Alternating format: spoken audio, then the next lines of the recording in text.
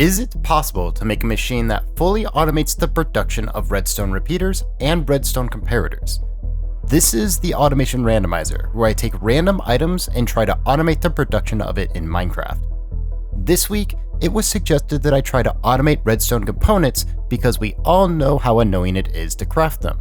With there being so many, I thought it would be fun to make one giant redstone component crafter over the next couple of videos.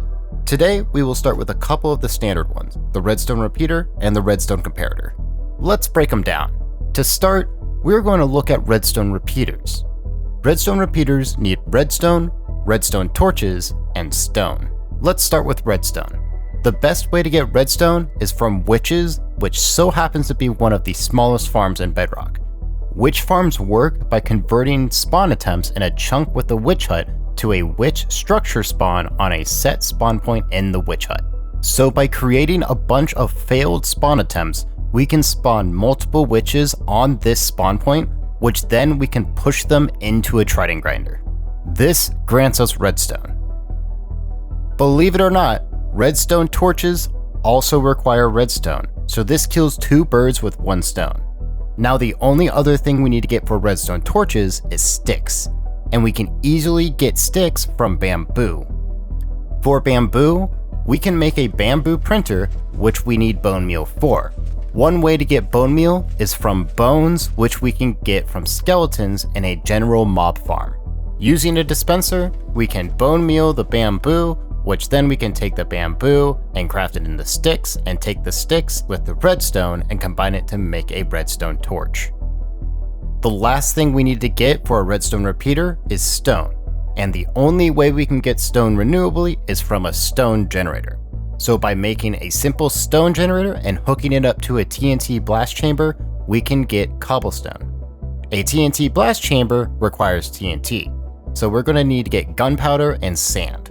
Luckily for us, both the general mob farm and the witch farm are creating gunpowder, so we can just pipe that over. Now for sand. The only way we can get renewable sand is by gravity block duplication. This works by placing any gravity block on a powered drip leaf. Powering a drip leaf disables its ability to drop. This puts any gravity block placed on it into a weird glitch state, and by loading and unloading it in a non-spawn chunk, causes sand to drop but not be destroyed. The only way we can consistently unload and reload the chunk without leaving and joining is by going into the nether and coming back. So if we wire up a nether portal to flicker with a water bucket and a dispenser and a fire starter, we can get it to teleport us on a push of a button with some sort of trigger. And with that, we are creating unlimited gunpowder and sand, which then we can put into a crafter to make unlimited TNT. Now that we have cobblestone, we need to smelt it, meaning we need some sort of fuel. To use what we already got, we can repurpose excess bamboo and turn it into bamboo logs, and then into planks, and then into slabs to use as fuel. We are using slabs because in Bedrock, they are one of the most efficient ways to use wood. And with that, we're creating everything we need for redstone repeaters. Now for redstone comparators. Redstone comparators are crafted using the same items as a redstone repeater, but with an additional quartz.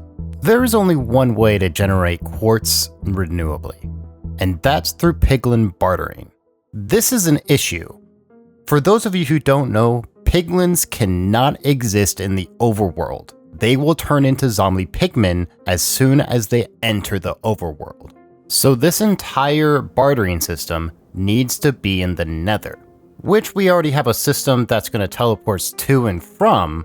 We're just going to have to implement some sort of method to allow us to sit in the nether to let the bartering work. This is solved with a timer and a piston in the portal. So let's make our bartering farm in the nether. Okay, this is going to be hard to believe.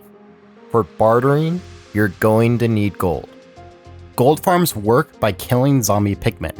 So by making spawning platforms out of magma blocks in a nether waste biome, only zombie pigmen will be able to spawn.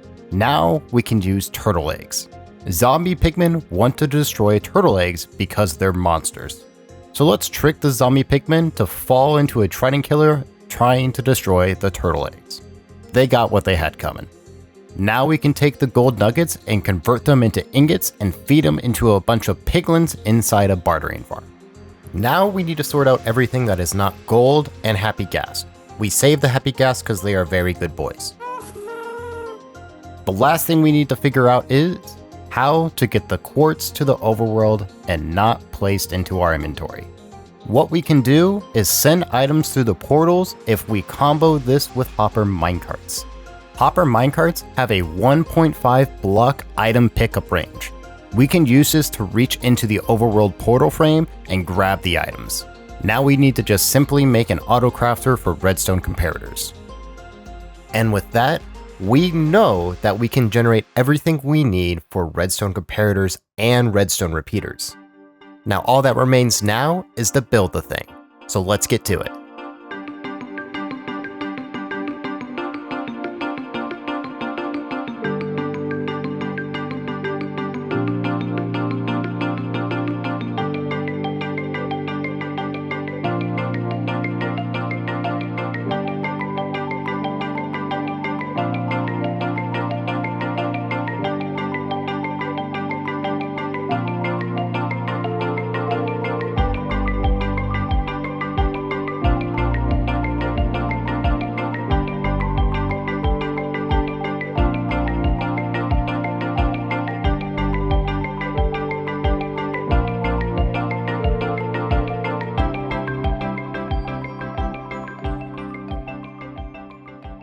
Now, before we see the fruits of our labor, we have a few last-minute things to talk about. First, I may have realized a small simplification oversight, that is that witches also drop sticks.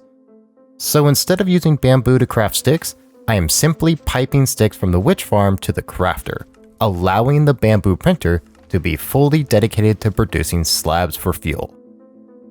And second, we need to talk about this programmable crafter. This crafter allows us to combine the items into the crafter. The thing is that the items have to be delivered in the right order.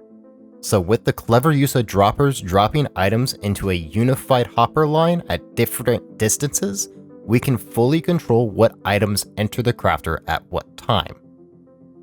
Now this crafter also has another check to make sure that each item of the crafting recipe is in stock.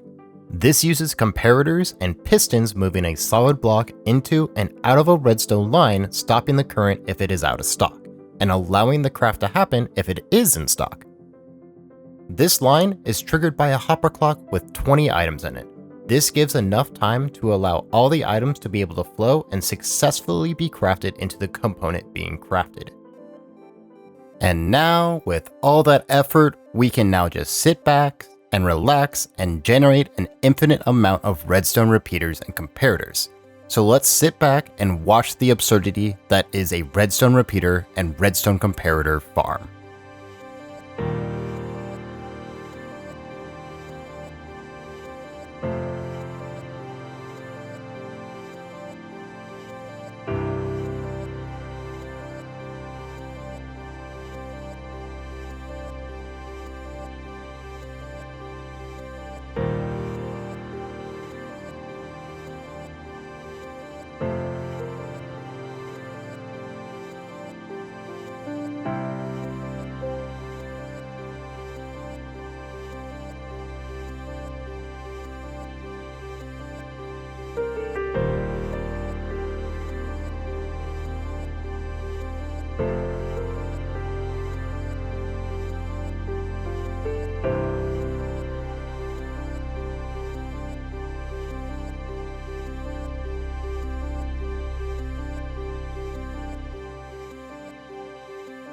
This contraption is just getting started.